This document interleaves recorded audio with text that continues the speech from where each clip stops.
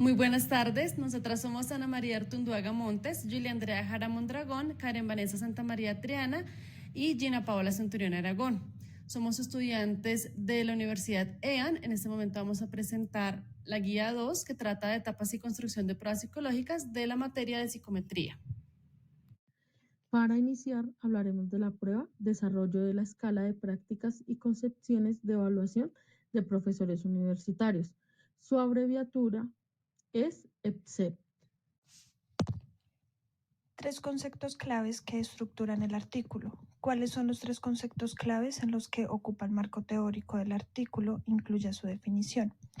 En el primer concepto tenemos las concepciones de evaluación. Estos son los sistemas de creencias, los significados que tienen los docentes respecto a cómo se debe hacer el proceso evaluativo y a su vez el resultado de aprendizaje se define de acuerdo al entendimiento del docente. El segundo es las prácticas de evaluación. Son unos modelos o métodos de evaluación los cuales derivan de la opinión de los evaluados.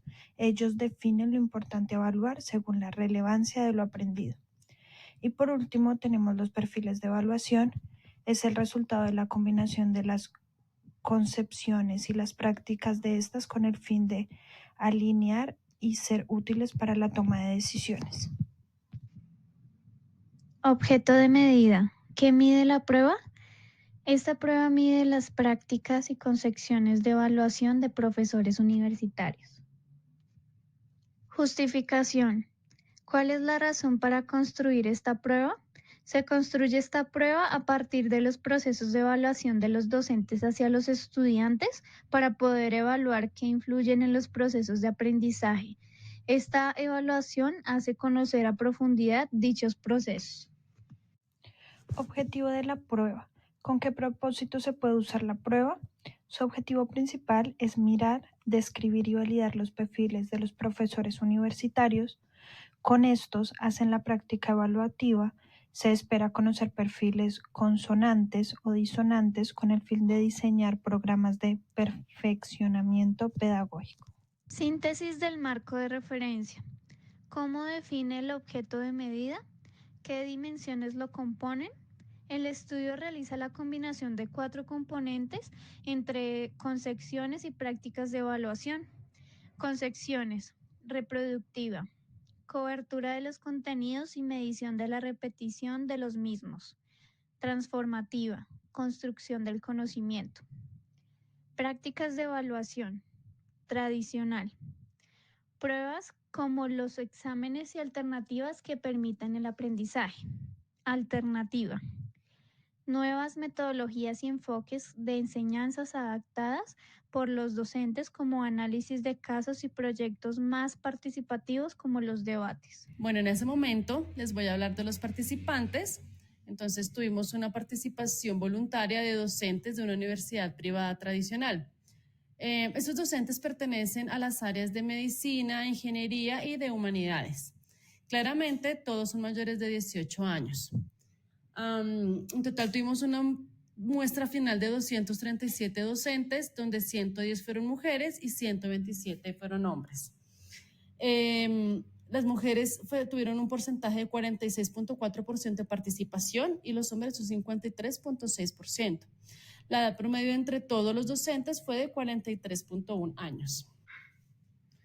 Ahora, un dato importante a recalcar es que la mayoría de los participantes reportó tener entre 0 y 15 años de experiencia como docentes. Esto es un 73%. Siendo menor el porcentaje de quienes reportan 16 a 30 años con un 21.9% y aún menor 30 años o más un 5.1%. Ahora, por su parte, considerando los años de experiencia profesional en total, un 51% de los docentes reportó tener entre 0 y 15 años, un 31.6% entre 16 y 30 y el 12.2% más de 30 años. Finalmente, la distribución por facultades fue más bien homogénea realmente. Esto lo decimos porque podemos observar en el porcentaje que humanidades representó el 36.7% de participación, medicina el 32.1% e ingeniería el 31.2% en total de la participación. Ahora bien, es importante aclarar que se propusieron 56 ítems, 26 de concepción de evaluación y 30 de práctica de evaluación, con tabla de especificaciones, dimensión teórica, definición conceptual y operacional e indicadores de cada dimensión. Para la evaluación se utilizó una matriz de cotejo, cierta lista de criterios con única respuesta de sí o no. Realizamos la aplicación del piloto con 26 reactivos sobre concepciones y 27 sobre prácticas. El formato de respuesta fue de tipo Likert de 1 a 5, donde 1 es muy en desacuerdo y 5 muy de acuerdo. Se entiende que a mayor puntaje, mayor es el grado en que el profesor se identifica con una determinada concepción o práctica. Ahora identificaremos la estructura de la prueba o tabla de especificaciones. Podemos ver en la tabla que los resultados en el dominio y subdominio al cual pertenecen son correctos, analizando la relación entre el objeto y el propósito de la evaluación. Se puede ver también una correcta conexión entre lo conceptual con el objeto establecido. Por otro lado, se ven el mismo número de elementos en cada dimensión, aunque sería mejor incluir más ítems que pueden presentar mejor los dominios para dar más claridad y más pautas para el desarrollo de la guía. Ahora hablaremos del flujograma con respecto a las 10 fases propuestas por Muniz 2018 para la construcción de un test. De acuerdo a Muniz, esta construcción debe centrarse en 10 pasos. 1. Iniciaremos con el marco general. En este se componen de la justificación y la motivación. En el artículo el autor argumenta que el aprendizaje de los estudiantes se ve afectado ya sea directa o indirectamente por el sistema de las creencias que tienen los profesores. También el autor menciona que la evaluación de los académicos en el ámbito de la educación superior podría ser más útil para la creación de los perfiles para una correcta contratación en los docentes. 2. Este paso se compone por la definición operativa, sintáctica y semántica. La ejecución adecuada facilita la creación de los correspondientes ítems y acá podemos ver que se hicieron correctamente las definiciones de las variables del objeto de medida que corresponden a las concesiones y a las prácticas de evaluación hacia los profesores universitarios.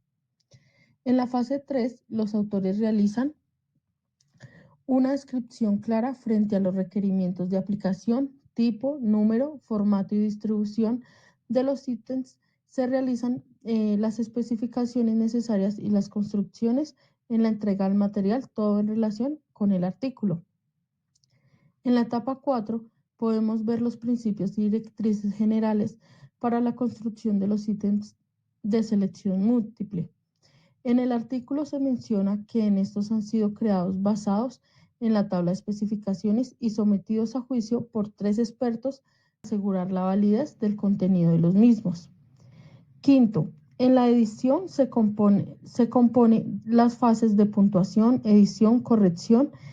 El autor analiza la base de datos y se ve un análisis estadístico que será utilizado en la implementación de la prueba, así como en el criterio para la calificación.